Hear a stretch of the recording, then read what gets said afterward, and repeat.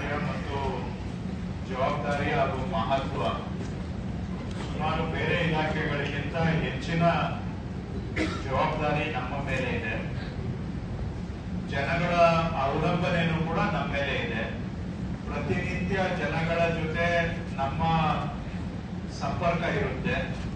ಜನಕ್ಕೆ ನಾವು ಅನಿವಾರ್ಯ ಆಗಿದ್ದೇವೆ. ಸೊ ಈ ಹಿನ್ನೆಲೆಯಲ್ಲಿ ನಮ್ಮ ಜವಾಬ್ದಾರಿಯನ್ನ ಅರ್ಥ ಮಾಡಿಕೊಂಡು ಕೆಲಸ ಮಾಡುವಂತಹದ್ದು ನಾವೆಲ್ಲರೂ ಕೂಡ ಪ್ರಯತ್ನ ಮಾಡಬೇಕು.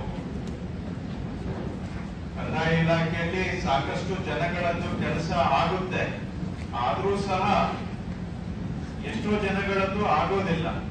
ಆಗದೇ ಇರೋದಕ್ಕೆ ನಾನಾ ಕಾರಣಗಳು ಇರ್ತವೆ.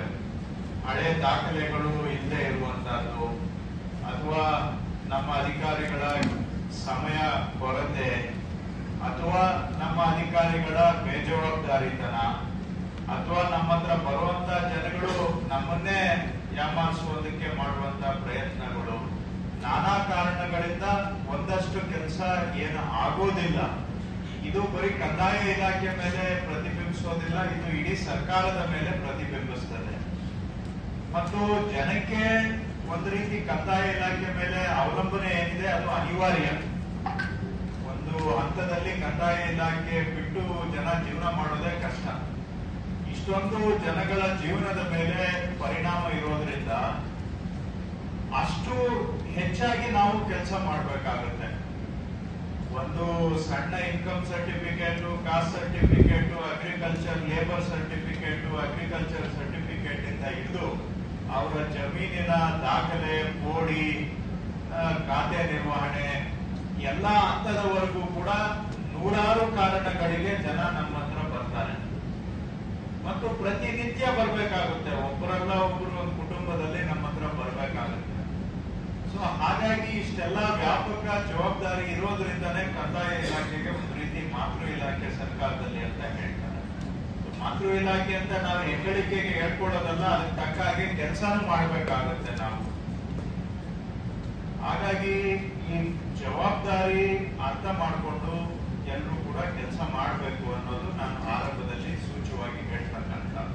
ಇನ್ನು ಸಮಸ್ಯೆಗಳಿದಾವೆ, ಇಲ್ಲ ಅಂತ. ದಾಖಲೆಗಳು ಇಲ್ಲ, ಅನೇಕ ವರ್ಷಗಳಿಂದ ಪೋಡಿ ಆಗಿಲ್ಲ. ಇವೆಲ್ಲ ಈಗ ಸಡನ್ ಆಗಿ ಮಾಡಬೇಕು ಅಂದ್ರೆ ಹೇಳೋದು ಸಲೀಸು, ಮಾಡೋದು ಕಷ್ಟ ಇದೆ. ಕಾಲದಿಂದ ಕಾಲಕ್ಕೆ ಭೂಮಿ ತಂತ್ರಾಂಶ ನಾವು ಶುರು ಮಾಡಿದಾಗ, ಭೂಮಿ ಸಾಫ್ಟ್ವೇರ್, ಭೂಮಿ RTC ದೇಶದಲ್ಲಿ ನಾವು ಮೊದಲನೇ ಬಾರಿಗೆ ಕ್ರಾಂತಿಕಾರಿ ಹೆಜ್ಜೆ ಅದು. ಅದಾದ ನಂತರ ತಂತ್ರಜ್ಞಾನವನ್ನು ಅಳವಡಿಸ್ಕೊಂಡಿದ್ದೇವೆ. ಆದ್ರೆ ಎಷ್ಟು ಮಟ್ಟಿಗೆ ಅಳವಡಿಸ್ಕೋಬೇಕಾಗಿತ್ತು, ಇದು ಅಳವಡಿಸ್ಕೊಂಡಿಲ್ಲ. ಸ್ವಲ್ಪ ಬೇರೆ ರಾಜ್ಯಗಳು ನಮ್ಗಿಂತ ಫಾಸ್ಟ್ ಆಗಿ ಮುಂದಕ್ಕೆ ಹೋಗಿದ್ದಾರೆ. ಟೈಮ್ ಟು ಟೈಮ್ ಏನ್ ಇಂಪ್ರೂವ್ಮೆಂಟ್ ಆಗ್ಬೇಕಾಗಿತ್ತು ಅದರಲ್ಲಿ ಸ್ವಲ್ಪ ಸ್ಲೋ ಆಗಿದೆ. ಈಗ ಅದನ್ನು ಕೂಡ ಎಲ್ಲ ನಾವು ಅರ್ಥ ಮಾಡಿಕೊಂಡು ಬೇರೆ ರಾಜ್ಯಗಳಿಂದ ನೋಡಿ ಕಲಿತು ನಮ್ಮದು ಹೊಸ ಐಡಿಯಾಗಳನ್ನ ತಗೊಂಡು ಹೊಸ ತಂತ್ರಜ್ಞಾನಗಳ ಮುಖಾಂತರ ಕೆಲಸ ಮಾಡ್ತಾ ಇದ್ದೇವೆ. ಇನ್ನ ದಾಖಲೆಗಳದ್ದು ಬಹಳ ದೊಡ್ಡ ಸಮಸ್ಯೆ. ಇಲ್ಲಿ ಯಾರ್ಯಾರೋ ದಾಖಲೆ ಯಾವ್ಯಾವ್ದೋ ಎತ್ಕೊಂಡು ಬರ್ತಾರೆ, ಯಾವ್ದು ಜೆನ್ಯುವೆನ್ ಯಾವ್ದು ಇಲ್ಲ ಗೊತ್ತಾಗೋದಿಲ್ಲ. ಈಗ ಅದಕ್ಕೂ ಕೂಡ ನಾವು ಎಲ್ಲ ದಾಖಲೆಗಳನ್ನ ಡಿಜಿಟಲೀಕರಣ ಮಾಡುವಂತಹದ್ದು ಮಾಡ್ತಾ ಇದ್ದೇವೆ. ಮತ್ತು ಕೆಲವು ಸರಳೀಕರಣ ಕ್ರಮಗಳ ಬಗ್ಗೆನೂ ನಾನು ಸಭೆ ಮುಂದುವರೆದು ಹೇಳ್ತೇವೆ. ಆ ರೀತಿಯಾಗಿ ನಾವು ಕೂಡ ನಮ್ಮ ಕಡೆಯಿಂದ ಪರಿಹಾರ ಕ್ರಮಗಳನ್ನ ಕೈಗೊಳ್ತಾ ಇದ್ದೇವೆ. ಮುಖ್ಯವಾಗಿ ಈಗ ಜಮೀನುಗಳು ಫ್ರಾಡ್ ಆಗೋದನ್ನ ತಪ್ಪಿಸ್ಬೇಕು ಅಂತ ಹೇಳಿ ಎಲ್ಲ ಜಮೀನುಗಳಿಗೆ ಆಧಾರ್ ಜೋಡಣೆಯನ್ನ ತಾವೆಲ್ಲರೂ ಕೂಡ ಬಹಳ ಸಹಕಾರ ಕೊಟ್ಟು ಮಾಡಿದ್ದೀರಿ. ನಿಮ್ಮೆಲ್ಲರ ಸಹಕಾರದಿಂದ ಇವತ್ತು ರಾಜ್ಯದಲ್ಲಿ 75% ನಾವು ಆಧಾರ್ ವೆರಿಫಿಕೇಶನ್ ಈಗಾಗಲೇ ಆಗಿದೆ. ವೆರಿಫಿಕೇಶನ್ ಆಗಿದೆ, ಸೀಡಿಂಗ್ ಆಗಿಲ್ಲ. ಅದು ಬ್ಯಾಂಗ್ಳೂರ್ ರೂರಲ್ ಡಿಸ್ಟ್ರಿಕ್ಟ್ ಅಲ್ಲಿ ಸುಮಾರು 79% ತಾವೆಲ್ಲರೂ ಕೂಡ ಮಾಡಿದ್ದೀರಾ. ಬಹಳ ಸಂತೋಷದ ವಿಷಯ.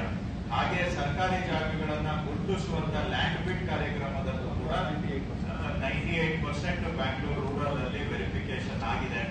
ಆದ್ರೆ ಒಂದ್ ಕೆಲಸ ಮಾಡಿದ್ರೆ ಇನ್ನಷ್ಟು ಕೆಲಸ ಹುಟ್ಕೊಳ್ತದೆ. ಈಗ ಸರ್ಕಾರಿ ಲ್ಯಾಂಡ್ ಬಿಡ್ ಅನ್ನು ಮಾಡಿದೀವಿ, ಅದರಲ್ಲಿ ಎಷ್ಟು ಒತ್ತುವರಿ ಆಗಿದೆ ಅಂತ ಪ್ರತಿಯೊಂದು ಸರ್ವೆ ನಂಬರು, ಎಷ್ಟು ಏರಿಯಾ ಒತ್ತುವರಿ ಆಗಿದೆ ಅಂತ ಈಗ ನಮ್ಮ ಹತ್ರ ನಿಖರವಾದಂತ village wise survey number wise ಮಾಹಿತಿ ನಮ್ಮ ಕೈಗೆ ಬಂದಿದೆ. ಈಗ ಬಂದಿರೋ ಮಾಹಿತಿಯನ್ನ ನಾವು ಸುಮ್ಮನೆ ಇಟ್ಕೊಂಡು ಮುಚ್ಚಿಟ್ಬಿಟ್ಟು ಕೂತ್ಕೋಬೇಕಾ, ಅಥವಾ ಒತ್ತುವರಿ ಆಗಿರೋದ್ರ ಬಗ್ಗೆ ಏನಾದ್ರೂ ಮಾಡ್ಬೇಕಾ? ಮಾಡ್ಬೇಕಾಗಿರೋದು ನಮ್ಮ ಕರ್ತವ್ಯ. ಕಾನೂನು ಹೇಳುತ್ತೆ ಮಾಡ್ಬೇಕು ಅಂದ್ರೆ ಮತ್ತಷ್ಟು ಕೆಲಸ ನಮ್ಗೆ ಬರುತ್ತೆ. ಯಾಕೆ ಹೇಳಿದೆ ಅಂದ್ರೆ ಒಂದು ಕೆಲಸ ಮಾಡಿದ್ರೆ ಅದರಿಂದ ಇನ್ನೊಂದು ಕೆಲಸಕ್ಕೆ, ಇವೆಲ್ಲ ಕಾಲದಿಂದ ಕಾಲಕ್ಕೆ ಆಗ್ ಬಂದಿದ್ರೆ ಇವತ್ತು ಯಾವುದು ನಾವು ಇಷ್ಟೊಂದು ಚರ್ಚೆ ಮಾಡೋ ಅವಶ್ಯಕತೆ ಇರ್ಲಿಲ್ಲ. ಆದ್ರೆ ಕಾಲದಿಂದ ಕಾಲಕ್ಕೆ ಇವೆಲ್ಲ ಟೈಮ್ ಟು ಟೈಮ್ ಆಗದೆ ಹೋಗಿರೋದ್ರಿಂದ ಇವತ್ತು ನೋಡಿದಾಗ ಸಡನ್ ಆಗಿ ಗಾತ್ರ ನಮ್ಗೆ ಜಾಸ್ತಿ ಕಾಣುತ್ತೆ. ಆದ್ರೆ ಮಾಡ್ಬೇಕು, ನಾವ್ ಇರೋದೇ ಕೆಲಸ ಮಾಡೋದಕ್ಕೆ.